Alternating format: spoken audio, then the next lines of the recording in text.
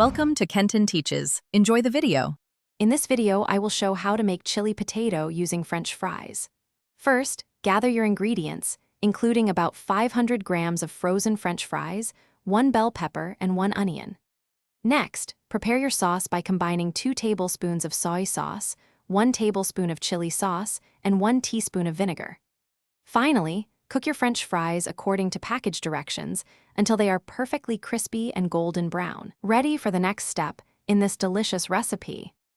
Now, let's get those flavors mingling. Heat 2 tablespoons of cooking oil in a large pan or wok over medium heat. Add your diced bell peppers and onions, sautéing them for about 3 to 5 minutes until they are slightly tender but still retain a bit of crunch. Then, pour in your pre-mixed sauce, stirring well to coat the vegetables. Let it simmer gently for approximately 1 minute, allowing the flavors to meld beautifully before the next step. It's time for the star of the show. Carefully add your crispy, golden French fries into the pan with the simmering sauce and sautéed vegetables. Gently toss everything together, ensuring each fry is thoroughly coated with the delicious, spicy sauce. This step is crucial for that perfect chili potato experience.